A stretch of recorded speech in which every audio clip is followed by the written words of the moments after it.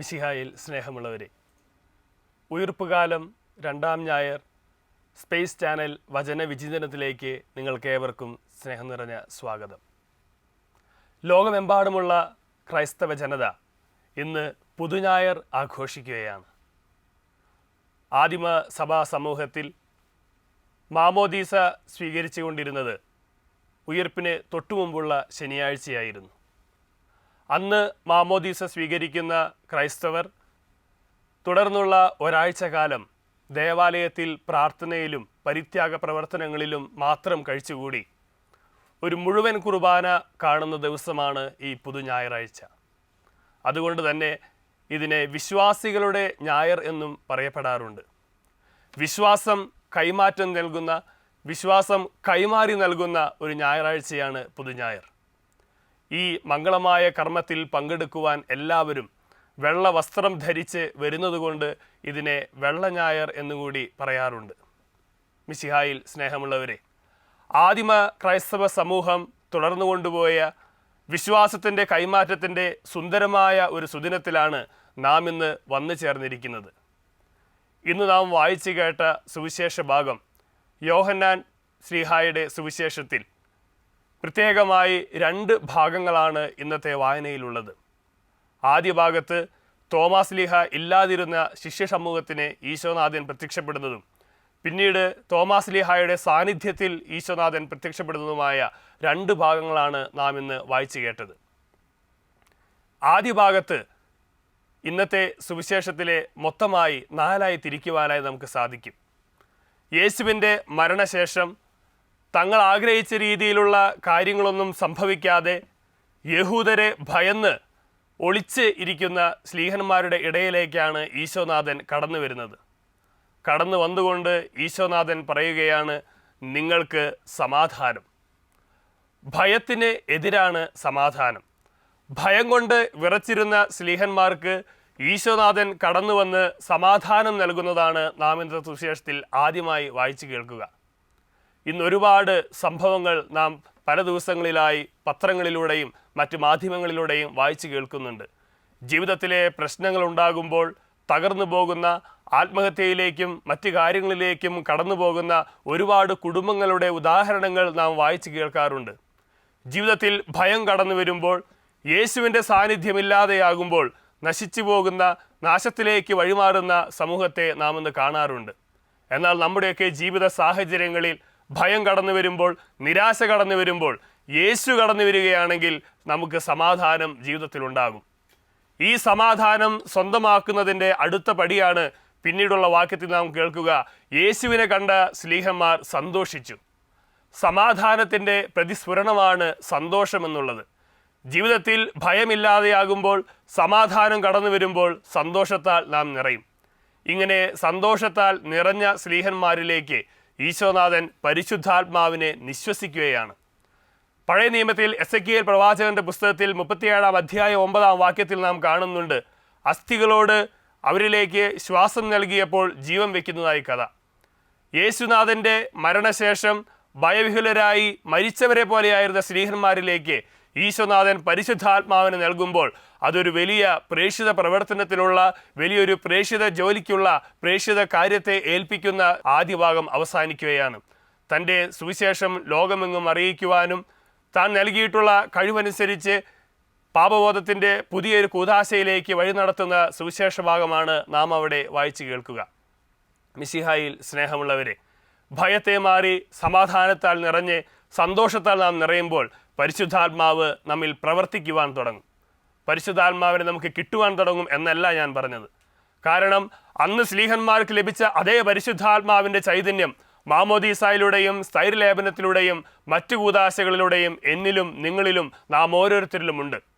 നമ്മിലെ ഭയമകന്ന് സമാധാനത്താൽ നിറഞ്ഞ് സന്തോഷം കൊണ്ട് നിറയുമ്പോൾ ആ പരിശുദ്ധാത്മാവിൻ്റെ ചൈതന്യം മനസ്സിലാക്കുവാനും യേശുവിൻ്റെ സാക്ഷിയായി ജീവിക്കുവാനും നമുക്ക് ഓരോരുത്തർക്കും സാധിക്കും. അതിന് നമ്മെ പഠിപ്പിച്ച, അതിന് നമുക്ക് വിശ്വാസം പകർന്നു തന്ന മാർ തോമാസ് ലീഹായെ പ്രത്യേകമായി ഓർക്കുന്ന ദിവസം കൂടിയാണ് ഇന്ന്. മാർ തോമാസ് ലീഹായുടെ വിശ്വാസ പ്രഖ്യാപന ദിവസമെന്നാണ് ഈ ദിവസത്തെ നാം പ്രത്യേകമായി പറയാറുള്ളത്. തോമാസ് ലീഹായെ ദീദിമോസ്, ഇരട്ട എന്നുള്ള ഒരു പേരുകൾ കൂടി അറിയപ്പെടുന്നുണ്ട്. യേശുവിൻ്റെ അപരനായിക്കൊണ്ടാണ് തോമാസ് ലീഹായെ ആദ്യ കാലഘട്ടങ്ങളിൽ അറിഞ്ഞുകൊണ്ടിരുന്നത്. തോമാസ് ലീഹായുടെ ശാഠ്യം സഭയിലെ വലിയ വിശ്വാസത്തിൻ്റെ ഒരു വാതിൽ തുറന്നു കൊടുക്കുകയാണ്. എനിക്ക് അറിവ് മാത്രം പോരാ, യേശു ഉത്ഥാനം ചെയ്തു എന്നുള്ള അറിവ് മാത്രം പോരാ, അനുഭവം കൂടി എനിക്ക് വേണമെന്നുള്ള തോമാസ് ലീഹായുടെ ശാഠ്യമാണ് അവനെ കണ്ടിട്ടേ ഞാൻ വിശ്വസിക്കൂ എന്ന് പ്രഖ്യാപിക്കുവാനായി ഇടയായത്.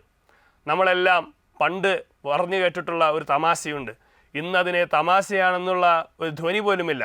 ഒരിക്കൽ ഒരു കാറ്റിസം ക്ലാസ്സിൽ അധ്യാപകൻ ചോദിച്ചു, എന്തുകൊണ്ടാണ് തോമാസ് ലീഹ യേശുവിനെ ഞാൻ കണ്ടിട്ടേ വിശ്വസിക്കൂ എന്ന് പറഞ്ഞത്? അപ്പോൾ ഒരു കുസൃതി എഴുന്നേറ്റ് നിന്ന് പറഞ്ഞു, നാവുകൊണ്ടാണ് പറഞ്ഞതെന്ന്. ഇന്ന് ഈ തമാശയ്ക്ക് വലിയ പ്രസക്തിയൊന്നുമില്ല. പക്ഷേ എനിക്കുറപ്പുണ്ട്, തോമാസ് ലീഹ യേശുവിനെ ഞാൻ കണ്ടിട്ടേ വിശ്വസിക്കൂ എന്ന് പറഞ്ഞത് ഹൃദയം കൊണ്ടല്ല, നാവുകൊണ്ട് മാത്രമാണ്.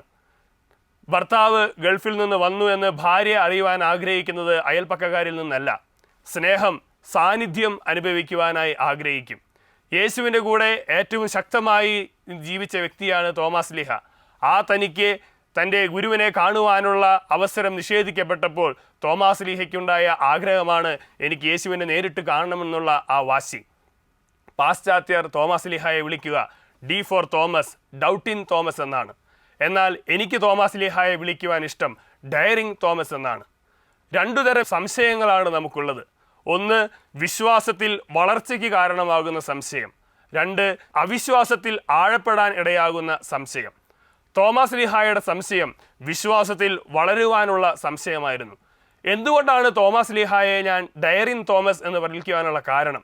തോമാസ് ലീഹായെ സുവിശേഷത്തിൽ കാണുന്ന ഭാഗങ്ങൾ ഒന്ന് ശ്രദ്ധിച്ചാൽ നമുക്കതിന് മനസ്സിലാക്കുവാനായി സാധിക്കും. ഒരിക്കൽ ഈശോനാഥൻ പറയുകയാണ്, ഞാനാണ് വഴിയും സത്യവും ജീവനും, ഞാൻ പോകുന്നിടത്തേക്ക് നിങ്ങളായിരിക്കുമെന്നല്ല. എല്ലാ സ്ലീഹന്മാരും തലയാട്ടി സമ്മതിച്ചപ്പോൾ തോമാസ് ലീഹ ചോദിച്ചു, നീ എങ്ങോട്ടാണ് പോകുന്നത്?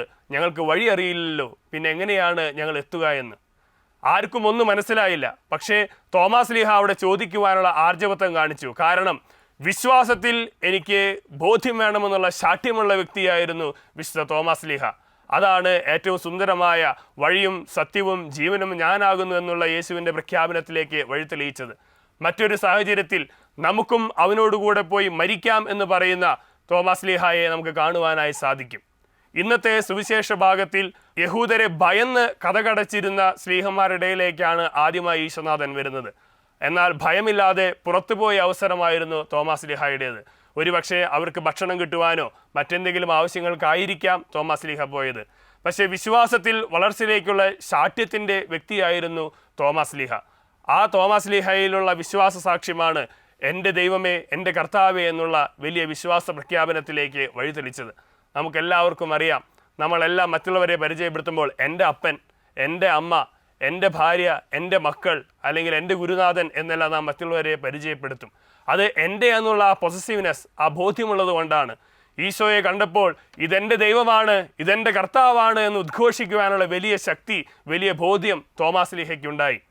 ഈശോയെ പഴയ നിയമത്തിലെ യഹോവയുമായി, പിതാവായ ദൈവവുമായി ബന്ധിപ്പിക്കുന്ന ഒരു വിശ്വാസ പ്രഖ്യാപനമാണ് എൻ്റെ കർത്താവേ, എൻ്റെ ദൈവമേ എന്നുള്ള തോമാസ് ലീഹായുടെ വിശ്വാസ പ്രഖ്യാപനം. മിശിഹായിൽ സ്നേഹമുള്ളവരെ, നമ്മുടെ വിശ്വാസങ്ങളും നമ്മുടെ സംശയങ്ങളും നമ്മെ വിശ്വാസത്തിൽ കൂടുതൽ ആഴപ്പെടുത്തുന്നതായിരിക്കണം. ഒരിക്കലും വിശ്വാസത്തിൽ നിന്ന് പിന്മാറുന്നത് ആകാൻ പാടില്ല. തോമാസ് ലീഹായുടെ അനുഭവം നമ്മളെ പഠിപ്പിക്കുന്നത് അതാണ്. തോമാസ് ലീഹായെ ഈശോനാഥൻ കാണുമ്പോൾ, അല്ലെങ്കിൽ ഈശോനാഥൻ തോമാസ് ലീഹയ്ക്കും സ്ലീഹന്മാർക്കും പങ്കുവെക്കുമ്പോൾ മുറിവുകൾ ഉണങ്ങിയ ഈശോയല്ല, മുറിവുകളോടുകൂടി ആ മുറിവിൽ അഭിമാനിക്കുന്ന ഈശോയെയാണ് നമുക്ക് കാണുവാനായി സാധിക്കുക. എന്താണ് അതിൻ്റെ അർത്ഥം? വിശ്വവിഖ്യാത സാഹിത്യകാരനായ കാൾവിൻ മില്ലറുടെ ഗായകൻ എന്നുള്ളൊരു കാവ്യമുണ്ട്. അതിൽ വളരെ സുന്ദരമായ കഴിവുകളുള്ള ഈ ഗായകനെ ക്രൈസ്തവ വിശ്വാസത്തിൻ്റെ പേരിൽ പിടിച്ചുകൊണ്ടുപോവുകയും ക്രൂരമായി പീഡിപ്പിക്കുകയും സഹനങ്ങൾ ഏറ്റെടുക്കുകയും ആ സഹനത്തിന് ശേഷം അദ്ദേഹം കൊല്ലപ്പെടുകയുമാണ്.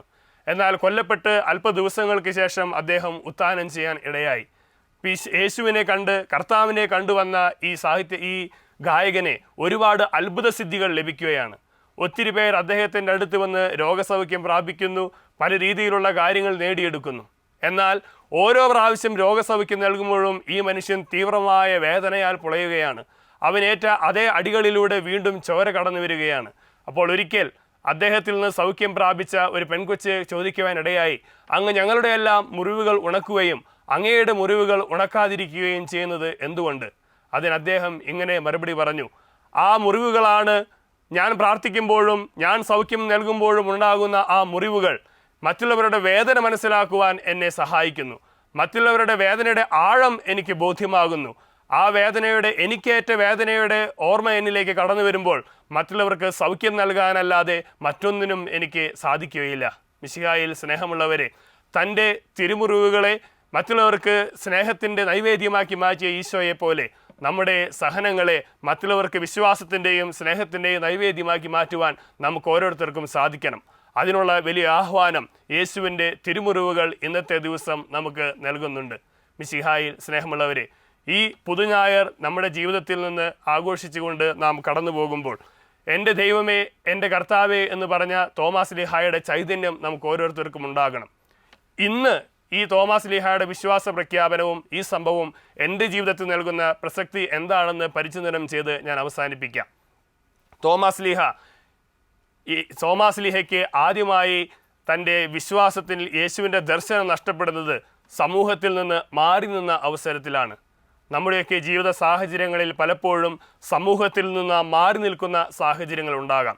സമൂഹത്തിൽ നിന്ന് മാറി നിന്നാൽ പലപ്പോഴും ദൈവിക സാന്നിധ്യ അവബോധത്തെ നമുക്ക് നഷ്ടപ്പെടുത്തുമെന്ന് തോമാസ് ലീഹായുടെ അനുഭവം നമ്മെ പഠിപ്പിക്കുന്നുണ്ട്. തോമാസ് ലീഹായുടെ ശാഠ്യമാണ് വിശ്വാസത്തിൻ്റെ വളർച്ചയ്ക്ക് ഒരു കാരണമായിട്ടുള്ളത്. ആദിമ സഭാ സമൂഹങ്ങളിൽ എൻ്റെ വിശ്വാസത്തിന് അപ്പസ്തോലനാകാനുള്ള ഒരു വലിയ അടയാളമായിരുന്നു യേശുവിനെ ദർശിക്കണമെന്ന്. ഈശോനാഥൻ്റെ ഉത്ഥാനം വെറും കെട്ടുകഥയല്ലെന്നും യേശുനാഥൻ സത്യമായും ഉത്ഥാനം ചെയ്തു എന്നതിൻ്റെ വലിയ അടയാളമാണ് സ്ലീഹന്മാർക്ക് പ്രത്യക്ഷപ്പെടുന്നതും തോമാസ് ലീഹയ്ക്ക് പ്രത്യക്ഷപ്പെടുന്നതും തിബേരിയൂസ് കടൽ തീരത്ത് അടുത്ത ആഴ്ചത്തെ വായനയിൽ നാം പ്രത്യേകമായി കാണുന്നതും. ഇതെല്ലാം യേശുവിൻ്റെ ഉത്ഥാനത്തെ സാക്ഷിക്കുന്നതാണ്. ഇന്ന് ആ സാക്ഷ്യത്തിൽ നിന്ന് വളരുവാൻ നമുക്ക് ഓരോരുത്തർക്കും സാധിക്കണം. നമ്മുടെ പിതാവായ വിശ്വാസത്തിൽ നമ്മുടെ പിതാവായ തോമാസ് ലീഹായുടെ വിശ്വാസ പ്രഖ്യാപന തിരുനാൾ ആഘോഷിക്കുന്ന ഈ നിമിഷം ആദിമ സഭാസമൂഹം വിശ്വാസത്തിൽ വളർന്നതുപോലെ, വിശ്വാസ കൈമാറ്റത്തിൽ വളർന്നതുപോലെ ഈ ഞായറാഴ്ചയും നമുക്ക് വിശ്വാസ കൈമാറ്റത്തിൻ്റെ ആഴ്ചയെ തീരട്ടെ എന്ന് നമുക്ക് പ്രാർത്ഥിക്കാം. നമ്മളിലുള്ള വിശ്വാസം കത്തിച്ചെലിക്കുവാനും അത് മറ്റുള്ളവർക്ക് പകർന്നു കൊടുക്കുവാനും സർവശക്തൻ നമ്മെ ഓരോരുത്തരെയും സമൃദ്ധമായി അനുഗ്രഹിക്കട്ടെ. പിതാവിൻ്റെയും പുത്രൻ്റെയും പരിശുദ്ധാത്മാവിൻ്റെയും നാമത്തിൽ ആമേൻ.